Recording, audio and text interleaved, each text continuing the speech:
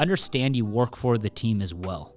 So there can't be this like hierarchy of you guys work for me, you do what I want you to do, you are a spoke in the wheel. You need to make sure that all the other spokes are serviced well, that they're tightened up, that wheel's rotating in the direction that it should be rotating. Your job as a leader, your job as a business owner is to say, what am I doing to provide value? Why are people working for my company? How do I make it better? Would I work for myself? I'm in the big leagues.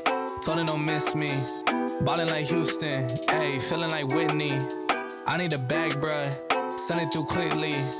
I'm making his dog, like I'm in the big leagues. Told him that I gotta go, dog. I'm riding a road, y'all. I think that I'm back in my bag now. So I need that go, y'all. Got hits when he throwing the fastball. Just too quick for it, peeling off like the whip orange. What's up, guys? Welcome back to the Do Good Movement. Our purpose here is to make a positive impact on our society through real-life education. The movement comes into play when you share the content to help other people do good just like you. Today, it's going to be a business podcast, and the information I'm going to share with you in just a minute, I wish I learned this the easy way versus having to go through the trial and error that I've done the last 12 years of business. And I want to talk to you guys about building a winning team. And when you guys listen to this, I want you to understand I have over a couple hundred people that work for our company. I have had managed and grown and changed many teams over the last 12 years. And right now we are more stable than we've ever been when it comes to tenure, when it comes to turnover. And I think it really comes down to the points that we're going to teach here. And how I'm going to first start out is I want to talk about, I'm going to call them understanding points.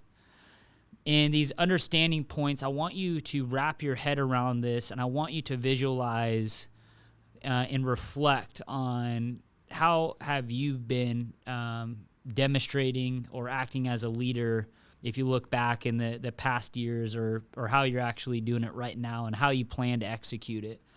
You know, us as leaders, us as people are nothing without each other. And to execute anything great at life, to succeed in anything great at life, it takes a team. And in anything you're going to do, there's going to be competition, whether that's securing the right relationships, whether that's securing the right customers, building business, you're going to be against competition. So at the end of the day, the winner is a person who has the best team that are aligned, that share the same vision, that share the same values, that could execute together. That's the goal, because there's multiple players in the space. Whoever has a better team, that better team's going to produce the best product, the best service, and they're going to have the best result. So if you guys want to succeed at anything in life, this podcast that I'm about to release right now and talk to you about is going to literally go through the key formula on how to do this.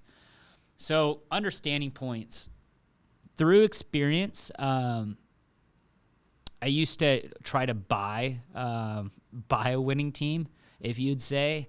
I'd just interview and try to find somebody who hit all the high points that I wanted to hear, and would hire that person in the interview, and then later find out we're just not connected as people. We're not aligned as people. We don't share the same values, and it just didn't work out, right? And so we'll talk about that in a minute.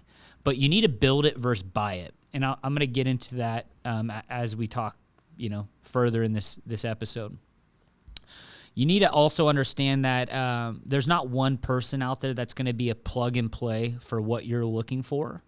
There's people that will be able to fill different shoes, but there is no such thing as a plug and play. Your job and your responsibility as that leader, your job and responsibility as that business owner is teaching them and educating them and providing the correct resources to get them to that point where you'd like to see them, okay? The other thing that I want you guys to understand is people have an outside life. Like, their life is not all work. And in outside life, there's good things and there's bad things. And it comes with weight. And what I mean by that is somebody who's working for you today or looking to work for you, there most likely are other things going on inside their life that's affecting them. And you need to understand that, because when you hire people, you're going to clearly expect the best out of them and want them to perform and hit these metrics and service the customers the same way you would and all that. But guys, you got to remember, we're not robots, we're people, and there's things that go on in life. So as you're making your decisions, as you're leading your teams, as you're leading your people, put that at the forefront of your mind and just say, is this person always off, or is there something that might be going on outside of this? And that's what I've learned just leading people for a long time, is usually when somebody's off, they're not hitting performance, it's not jiving. It's not necessarily really what's going on with the objective, what's going on with the business. It's really what's going on in their life, and I take the responsibility upon myself to learn more about that, help them, be there for them, serve them. And the more you do that, the faster they're going to get to recovery and then come back and serve the company, because you guys build that bond and that heart and that working relationship together. Understand that people want to grow. No matter if they say it or they don't, like, people want to be challenged. They don't want to do the same thing every day. They want to see not only the vision for the company, but what's the vision for them. And you need to be able to connect those dots very clearly and show them how to get to that next spot. And so if somebody comes in and they're always talking about growth, and when I say growth, it's not necessarily finance. It's going to be that, I'm sure that's, always one thing, but just experience and education, man. Like, people come to work because they want to learn, they want to grow. Like, this is the continuation of their education. And so look at that when you are leading your teams and providing jobs is, what are you doing to advance the team? What are you doing to advance your leaders? What education are you giving them? Because in life, it's not always about finance, but if you're able to support and help people in other ways that makes their life better, that builds their resume to be bigger and better, where they can be an asset to the company, or they can learn things at work and go into their personal life, like, people value that. Because at the end of the day, guys, we just want to be happy. And sometimes we think money is going to make us happy because we could buy these things. And really, happiness comes from the mentality and how we look at things, how we tie our emotion to things. You could be happy being, homeless, and you could be happy living in a mansion. I've seen people happy at all different levels. And that's the end of the game. So if you could find a way to make people happy and challenge people to want to be better and help them get better, you're providing value, and that's going to be a winning formula. The last thing on the understanding points that I want to cover before we get into the thick of this, there is some more good information coming, would be understand you work for the team as well. So there can't be this like hierarchy of, you guys work for me, you do what I want you to do, this is how it's going to be. Understand you work for the team. Like, you are a spoke in the wheel. And you need to make sure that all the other spokes are serviced well, that they're tightened up, that wheel's rotating in the direction that it should be rotating. And really what I mean by that is, your job as a leader, your job as a business owner is to say and really look at it as like, what am I doing to provide value? Why are people working for my company? Why are people reporting to me? And how do I make it better? Would I work for myself? And if the answer is no, like, no, you want to lead people and do all these other things and make more income or have all these different experiences, well, more than likely everybody working for you wants that same thing. So you need to, back to my original point and understanding piece, is be able to connect that. And then don't be the one to make all the decisions. You might have an idea and understanding of what you want to do, but I fucked up, guys, like pretty bad. I would say one time last year and many times in the past of, I have all this tenure at the company for being here so long, and sometimes I think, hey, I have this thought, let me make the decision. And I've done a couple things where I made decisions without talking amongst my team and brainstorming it and beating it up to see if it's the best decision.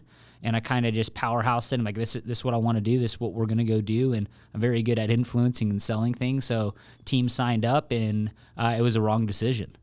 Now, me if I, humbling down a little bit and rewinding, if I was more of a team player there, I would have proposed that decision like every other decision I propose on, hey, this is what I think we should do. What do you guys think? And then we'd have the debates and go back and forth. But as a leader, you should never really be the decision maker or the only decision maker. It should be a team decision. As long as that decision lies within the core values and the vision of the company, it's going to be a good decision. But when we start making these decisions ourselves, those decisions are around a personal emotion or a personal interest, and that always doesn't have the betterment of the company in mind. So those are the understanding points I want you to get. Now, you might be thinking, well, hey, I need to hire people. Like I need to get people to join my company. So there's a part of it I have to buy it. Yeah, of course, you do need to hire people. But this is what you're going to be hiring.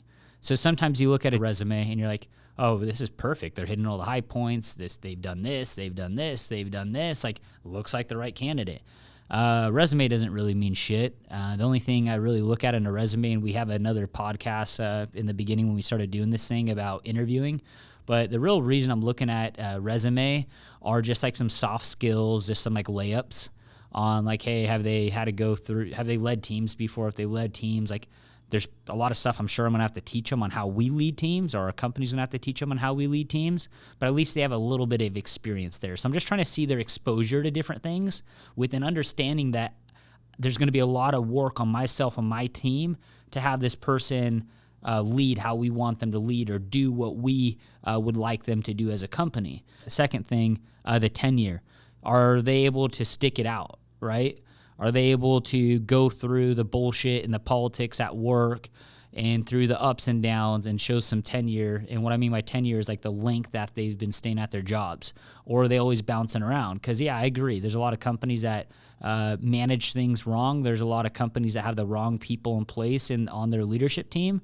But at the end of the day, guys, that all flushes out. So what I look for in the 10 years, do you have the grit to stay with the company? It doesn't need to be your last company, but somewhere in there. And that's going to go directly into this next topic that I'm going to go through. Would be the person you're looking for is somebody that matches your values as a company. And some of the values that we have in our business are like lifetime student, grit, integrity, positive attitude. So when I'm talking to the person, I'm getting to learn through the person. Yeah, I might be checking some things on the resume, just build conversation, but eye to eye with the person, I'm trying to see, do we have the same values as people? That is number one. If you guys cannot connect on values as people and that person's soul doesn't have that same thing as your soul does, fuck, man, I don't care about their experience. You're on an uphill battle trying to change that person on how they live their life, who they are as a person, and convert them to how you operate and how you run your life. That is a very hard bridge to connect. Not saying it's impossible. It's going to be a hell of a lot of time and a hell of a lot of conversations and a big freaking distraction towards the next thing, which would be the vision of your company. Does the person you're talking to see things the same way you do? So when you're evaluating your team, when you're evaluating this new member you might be bringing in, do you guys share the same vision? Can you guys talk about a topic and see things the same way? Are you guys always looking through different lenses and, I don't know about this, I don't know about this? Because if you guys can't share the same vision and align and be like, yep, this is what we're doing, here's how we're going to do it, boom, boom, boom, then again, you're going to run into a lot of conflicts along the way, which I call them internal battles. And let me tell you, in business, you have plenty of external battles to go fight. So if you could eliminate that by, in the very beginning, bringing in staff members to align your values and align your vision, you're going to cut out a lot of those internal battles that are going to come up later. Because we are all people, like that will happen where there will be differences. But what I'm trying to teach here and talk to you guys about is cut out as many differences in the very beginning. Now, that's great. And you might be thinking, well, how are they going to learn the rest? Like, I'm really looking for a plug and play. I mean, well, really back to the beginning, guys, there's no such thing as a plug and play. Like, welcome to the world of business. It's do the best you can to find the people who align with your values, the people that align with your vision, that might have a little bit experience in a couple different things, and you're going to be spending a shit ton of time training, educating, and helping, providing the tools, all the above, to get those candidates, no matter their experience, no matter the companies they work for, to be operating the same way that you would operate or you do operate. So with all that in summary, if you're looking for somebody to take over your job, to go run your company, is good or is better than you, or better than you, and that to start tomorrow, that's never going to happen. And I would like you to challenge me on that if you think any differently.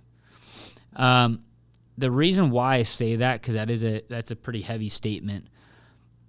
You guys in the spot you're in, if you're in a leadership role, if you own a company, you might not have the corporate experience. You might not have the tenure in careers.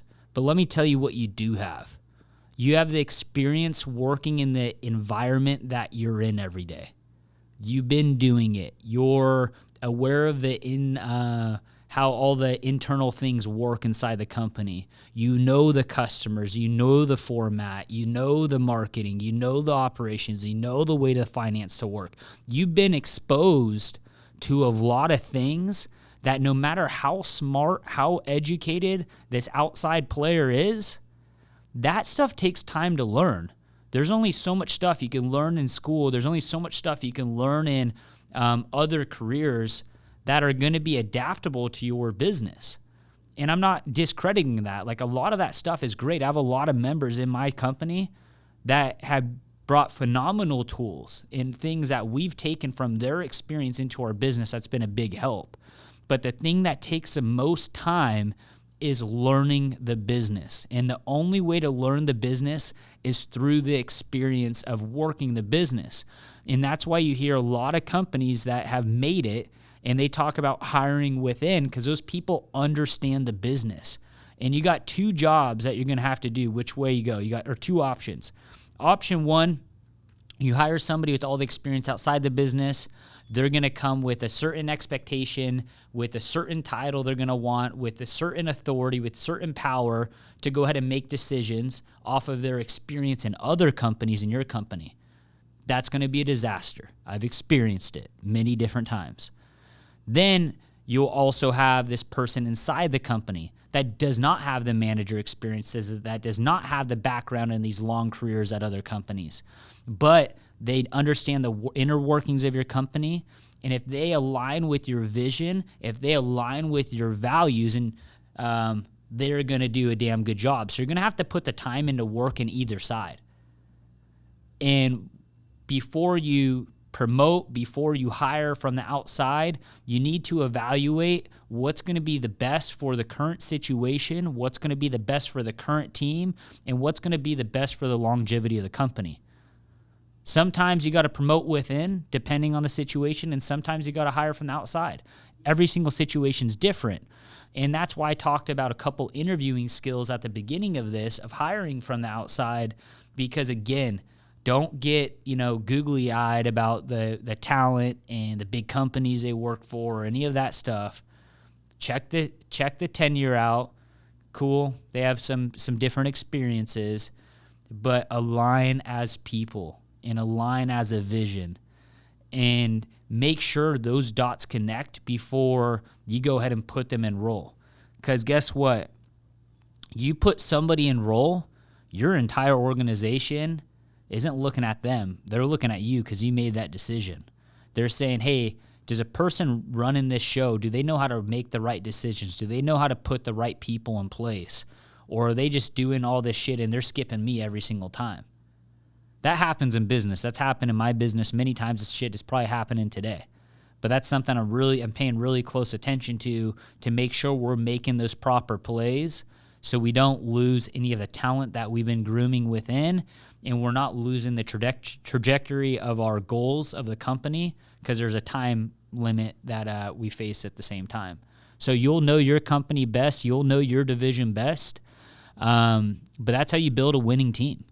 And from with the inside or the outside, something I've experienced over a good amount of years now, and felt the need to come and share it with you guys because, again, back to our purpose of this whole podcast thing is to provide a value in your guys' life and help you guys reach your potential through real life experiences. So this is some real shit, real life experiences on the things that we faced. And that's what I got for you guys today on building a team. So hope it helped. Talk to you soon.